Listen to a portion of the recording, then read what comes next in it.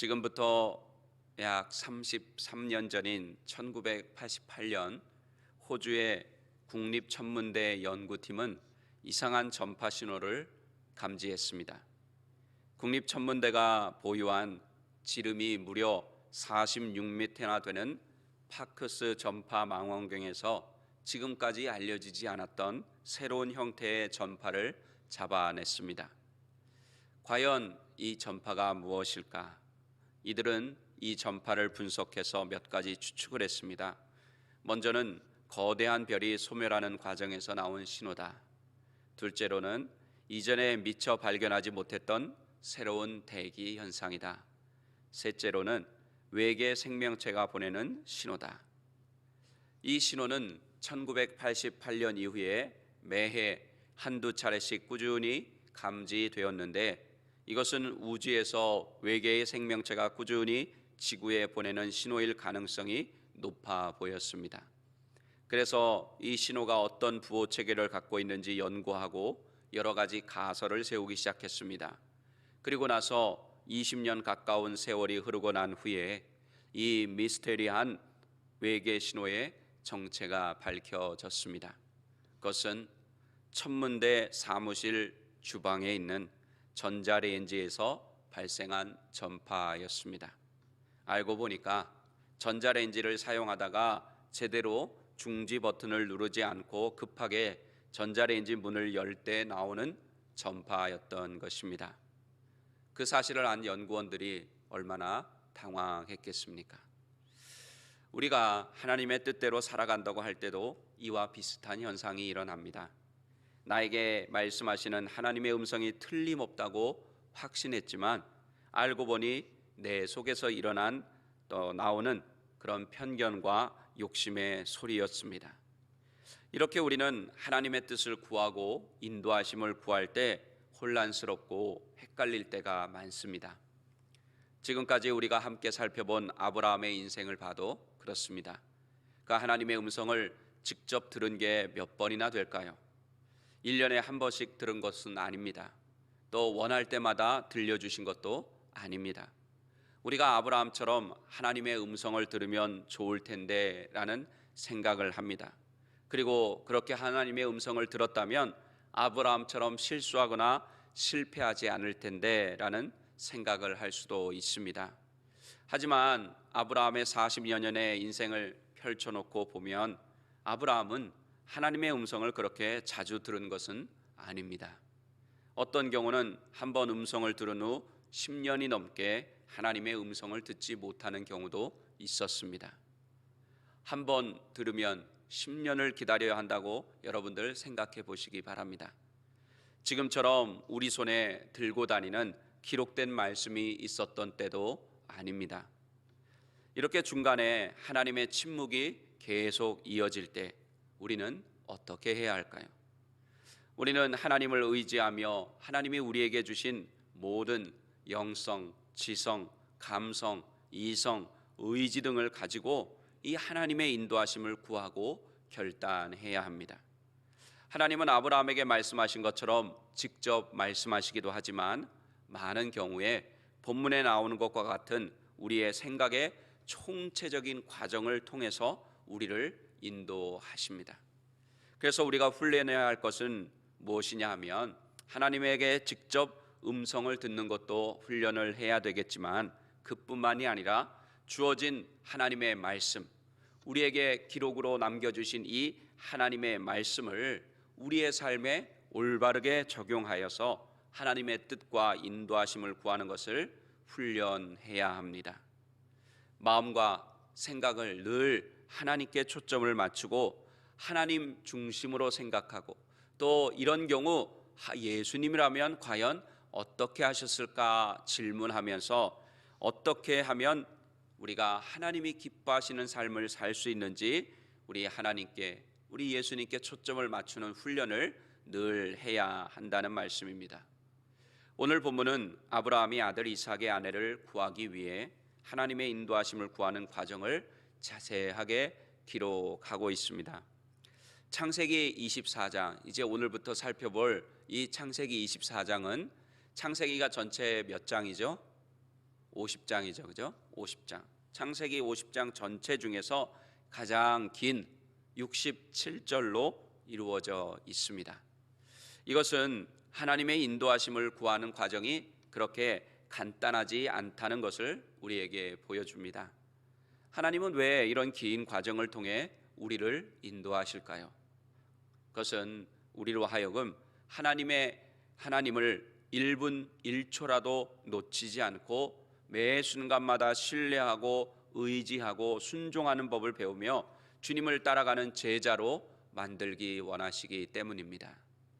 배우자를 구할 때 마음 같아서는 하나님이 꿈에 나타나서 배우자의 얼굴을 보여주시며 이 사람이 내 배우자다.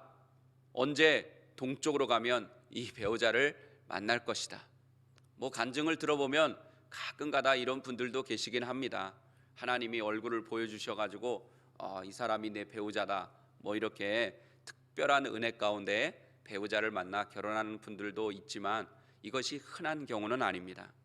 그래서 사람들이 요즘은 예수 믿는 사람들도 서슴없이 이렇게 뭐 점치러 가기도 하고 뭐 사주팔자를 보러 가기도 하고 뭐 이런다고 하는데, 가면은 뭐해요?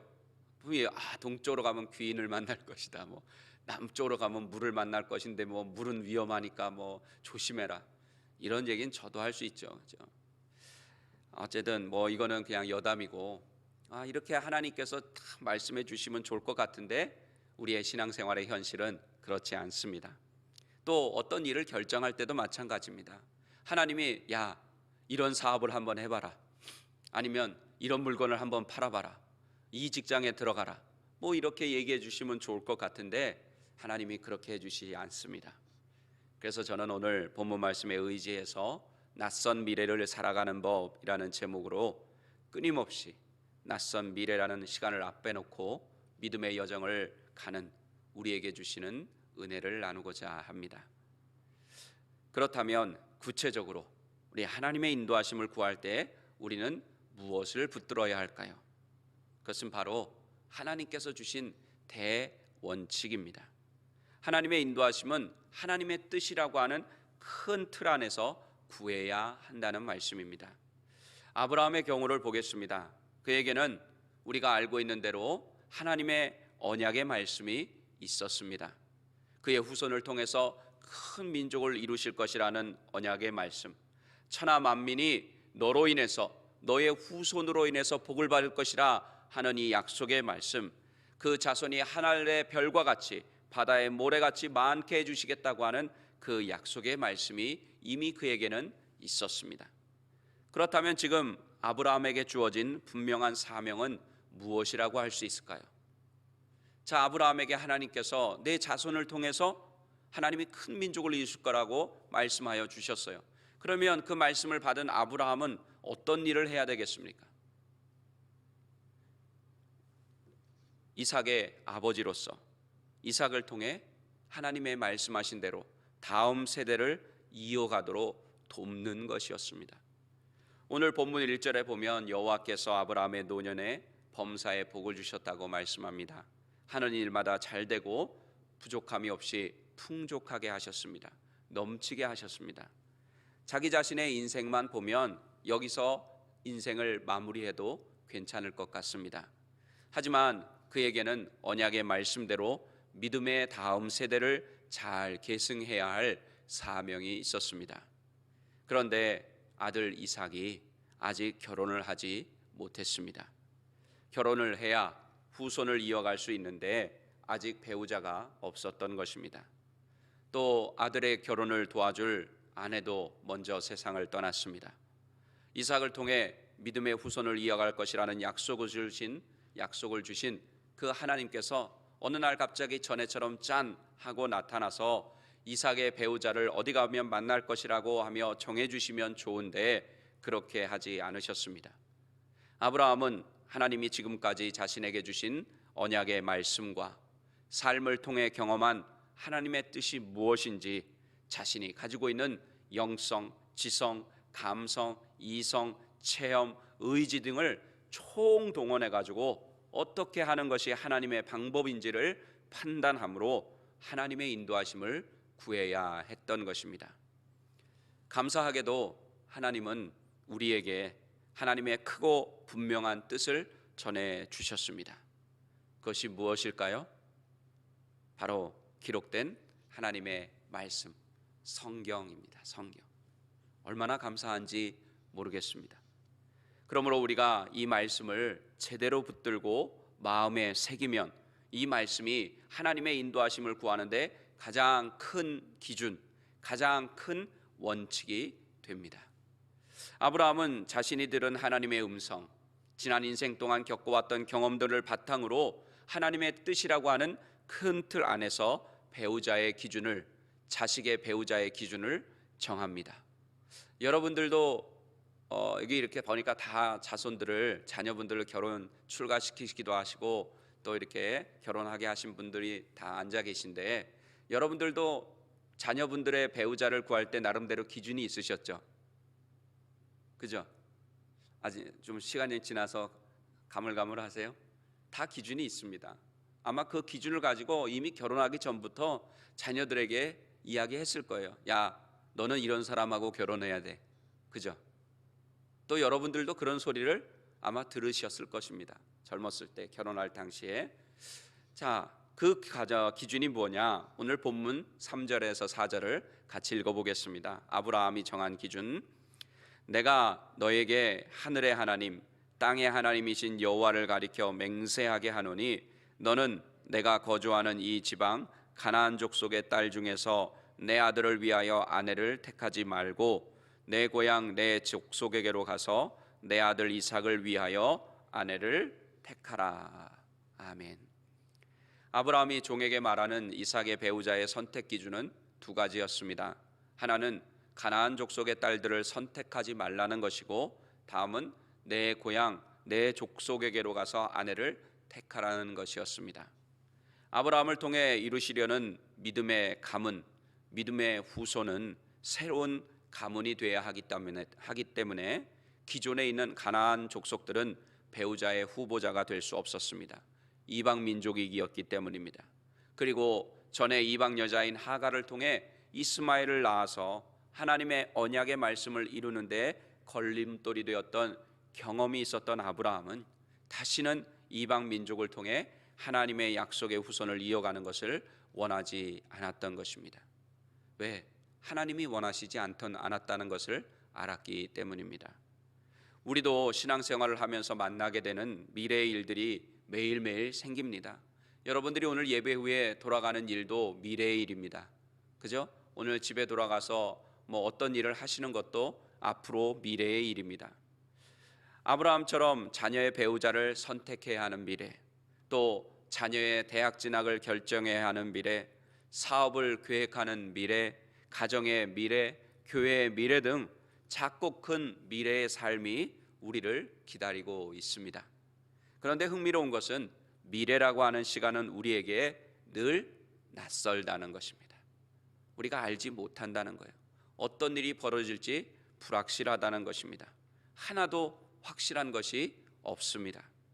우리가 매일 똑같이 새벽에 일어나서 여러분들처럼 교회 나와 예배드리고 또 돌아가서 식사하고 직장이나 사업장에 가서 비슷한 일들을 하고 또 돌아와서 집안일을 하고 개인의 시간을 갖고 하는 것이 똑같이 반복되는 것 같지만 그 속에서 어떤 일들이 어떻게 변화되고 새롭게 생겨날지 우리는 아무도 모릅니다.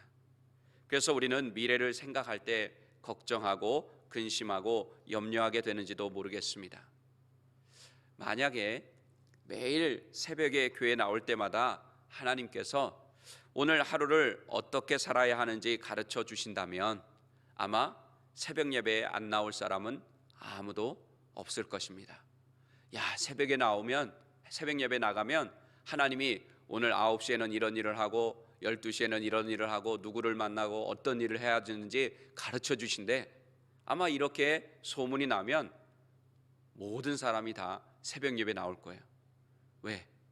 오늘 하루에 어떤 일이 일어날지 모르니까, 걱정되니까, 염려되니까 그것을 알기 위해서 나오는 거예요.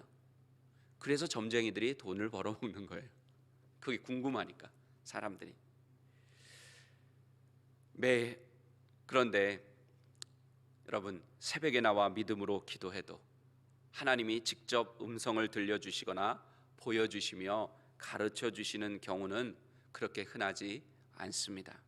하지만 하나님의 가장 큰 뜻이 기록되어 있는 말씀인 성경을 읽고 또는 성경 말씀을 기초로 한 설교를 들을 때, 또는 여러분들이 그 말씀을 붙잡고 묵상할 때, 또 신앙 서적을 읽고 간증을 들을 때 우리는 말씀을 기초로 하나님의 뜻이 무엇인지 하나님의 인도하심을 구하며 우리의 삶을 결정할 수가 있습니다. 왜 그렇습니까? 하나님의 말씀은 1.1핵 변함이 없으신 정확 무한 말씀이시기 때문입니다. 하나님의 말씀은 곧 하나님이시기 때문입니다. 하나님의 말씀은 살아있고 운동력이 있기 때문입니다. 활력이 있기 때문입니다. 심령골수를 쪼개고도 남음이 있고 우리의 삶을 인도하는 우리의 발걸음의 등불이 되시기 때문입니다. 하나님의 말씀은 영원하시기 때문입니다. 예를 들어서 하나님의 말씀에 이런 말씀이 있죠. 항상 기뻐하고 쉬지 말고 기도하고 범사에 감사하라. 이것이 우리를 향하신 하나님의 뜻이라 하는 말씀이 있습니다. 자, 여러분들이 이제 이 말씀을 읽었습니다. 또는 들었습니다. 아, 하나님의 뜻이 이런 거구나 하면서 알게 되었습니다. 그래서 신앙생활과 그리스도인의 삶의 큰 원칙으로 삼았습니다. 아, 나도 이제 이렇게 하나님의 말씀대로 살아야 되겠다. 이렇게 큰 원칙으로 삼았어요. 그리고 나서 이 말씀을 가지고 낯선 미래, 어떤 일이 벌어질지 모르는 그런 미래의 순간들을 맞이하면서 이 원칙을 그 미래에 적용하는 것입니다. 그러면 미래에 기뻐할 일이 아니라 슬퍼할 일이 생겨도 우리는 기뻐할 수 있습니다. 왜? 항상 기뻐하라고 하셨으니까. 또 기도할 수 없는 그런 상황이 생겨도 우리는 기도하는 것입니다. 왜? 쉬지 말고 기도하라고 하셨으니까. 또 감사할 일이 없어도 우리는 감사할 수 있습니다. 왜? 범사에 감사하라고. 어떤 상황과 조건 속에서도 감사하라고 하나님이 말씀하셨기 때문입니다. 또 우리가 관계의 미래도 있어요. 내가 저 사람과 어떻게 관계가 될지 잘 몰라요. 우리 세상 사람들은 그런 얘기하죠. 뭐 어제의 적이 오늘의 동지가 되고 어제의 동지가 오늘의 적이 된다. 뭐 이렇게 얘기하듯이 이 관계라는 게 그렇게 단순하지 않습니다. 그러면 우리는 어떻게 관계 속에서 원칙을 정하겠습니까? 하나님이 말씀하셨잖아요. 내 이웃을 내 몸과 같이 사랑하라. 원수를 사랑하라. 원수를 축복하라. 심지어 이렇게까지도 말씀하셨어요. 그러면 우리가 관계 속에서 적용해야 될 하나님이 주신 대원칙은 무엇입니까? 바로 사랑인 것입니다. 사랑으로 대하면 되는 것입니다. 이렇게 하나님의 큰 원칙들 안에서 우리의 삶을 하나하나 적용하면서 낯선 미래를 하나님의 뜻대로 또 하나님의 인도하심대로 살아가게 될 줄로 믿습니다. 그러므로 이제부터 진짜로 하나님의 말씀을 우리의 삶의 원칙으로 삼으시기를 바랍니다. 세상의 얄팍한 지식이 아니라 또 우리의 부족한 인생과 신앙의 경험이 아니라 우리의 과거와 현재와 미래를 다 알고 계시는 하나님이 주신 말씀으로 우리 인생의 대원칙, 인생의 큰 틀을 만드시기를 바랍니다. 그래서 그 말씀을 가지고 여러분의 생각, 여러분의 경험, 지혜, 지식, 이성, 감정 등을 다시 정리하시기 바랍니다. 예전에는 내 생각이나 소원이 기준이 되어서 이런 것들을 정리했다고 하면은 이제는 말씀을 기준으로 이런 것들을 정리해야 합니다. 사람을 기쁘게 하고 사람 마음에 들도록 인생을 살고 신앙생활하고 교회생활했다면 이제는 하나님 한 분만을 기쁘시게 하고 다윗처럼 하나님 한 분의 마음에 드는 사람이 되도록 신앙생활의 주인을 정리해야 합니다. 총체적으로 인생의 우선순위를 하나님 중심으로, 말씀 중심으로 다시 정리하는 것입니다. 그러면 아무리 우리가 알지 못하는 낯선 미래라 할지라도 하나님의 뜻 안에서 벗어나지 않고 하나님께서 원하시고 인도하시는 대로 결정하며 살아갈 수 있게 되는 것입니다. 그렇게 함으로 여러분 모두 낯선 미래의 삶의 현장 속에서 하나님의 약속의 말씀들이 성취되는 것을 체험하고 누리며 살아가는 21세기의 아브라함과 같은 믿음의 사람들이 다 되시기를 예수님의 이름으로 간절히 축원합니다. 기도하시겠습니다.